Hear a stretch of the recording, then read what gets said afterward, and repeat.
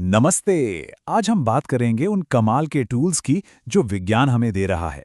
ऐसे टूल्स जिनकी मदद से हम सेहत से जुड़ी उन चुनौतियों को देख और समझ सकते हैं जो हमारी नंगी आंखों से बिल्कुल ओझल हैं। तो सबसे बड़ा सवाल यही उठता है कि आखिर जो चीजें हम देख ही नहीं सकते उन्हें नापते कैसे हैं। आज की हमारी पूरी बातचीत इसी सवाल के इर्द गिर्द घूमेगी, जहां हम कुछ बहुत ही दिलचस्प उदाहरणों को देखेंगे जो सीधे हमारी सेहत पर असर डालते हैं। तो चलिए शुरू करते हैं। सबसे पहले बात करेंगे पर्यावरण से जुड़े एक ऐसे हेल्थ इंडिकेटर की जो हम में से लाखों लोगों की जिंदगी पर असर डालता है। IQAir की रिपोर्ट के मुताबिक वायु प्रदूषण के मामले में भारत दुनिया में 6ठे नंबर पर है। हाँ, पिछले साल हम 5वें पर थे, तो थोड़ा सा सुधार जरूर है, लेकिन ये अब भी एक बहुत बड़ी चुनौती को दिखाता है। तो ये PM 2.5 आखिर है क्या? देखिए, PM का मतलब है पार्टिकुलेट मैटर, यानी हवा में तैरने वाले छोटे छोटे कण, और 2.5 इसका साइज बताता है, 2.5 माइक्रोमीटर्स। अब ये कितना छोटा है, इसका अंदाजा ऐसे लगाइए कि ये इंसान के बाल से भी कई गुना पतला होता है। और पता है, यही इसका छोटा सा साइज इसे इतना ज्यादा खतरनाक बना देता है। तो सबसे जरूरी बात यह है कि ये कण इतने ज्यादा छोटे होते हैं कि जब हम सांस लेते हैं ना, तो ये बिना किसी रोक टोक के सीधे हमारे फेफड़ों तक पहुंच जाते हैं। और बस यही वजह है कि PM 2.5 सेहत के लिए इतनी बड़ी चिंता बन जाता है, जिससे सांस से जुड़ी और न जाने कितनी बीमारियां होती हैं। अब जरा इस स्लाइड पर नजर डालिए। यहाँ का जो फर्क है ना, वो काफी चौंकाने वाला है। वर्ल्ड हेल्थ ऑर्गेनाइजेशन यानी WHO कहती है कि हवा में PM 2.5 का सेफ लेवल 5 माइक्रोग्राम प्रति क्यूबिक मीटर होना चाहिए। सिर्फ 5। और अब देखिए भारत का औसत 48.9, मतलब लगभग 10 गुना ज्यादा। और लोनी जैसे शहर का हाल तो देखिए, 112। ये आंकड़े सच में चिंता पैदा करते हैं। और बात सिर्फ भारत की ही नहीं है। जरा दुनिया भर में देखें तो सबसे ज्यादा प्रदूषित देश है पाकिस्तान, और सबसे प्रदूषित राजधानी वो है नई दिल्ली। और एक और हैरान करने वाली बात, दुनिया के 100 सबसे प्रदूषित शहरों में से 66 भारत में हैं।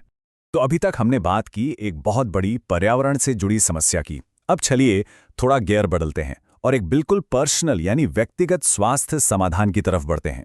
अब अगली चुनौती है ये, डॉक्टरों के लिए ये पता लगाना बहुत मुश्किल होता है कि कौन सा बच्चा वक्त से पहले यानी प्रीमैच्योर पैदा होगा। और ये एक गंभीर समस्या है, क्योंकि जो बच्चे 37 हफ्ते पूरे होने से पहले पैदा हो जाते हैं, उन्हें काफ़ी हेल्थ रिस्क्स हो सकते हैं। तो इस प्रॉब्लम से निपटने के लिए भारत में ही एक पहल शुरू हुई है जिसका नाम है गर्भएनी। इसमें एक खास तरह का आर्टिफिशियल इंटेलिजेंस यानी AI टूल इस्तेमाल होता है, जो ये अनुमान लगा सकता है कि किन गर्भवती महिलाओं को प्रीमैच्योर जन्म का खतरा ज्यादा है। तो ये AI काम कैसे करता है? सबसे पहले डेटा इकट्ठा किया गया। लगभग 12,000 गर्भवती महिलाओं का एक बहुत बड़ा डेटाबेस बनाया गया।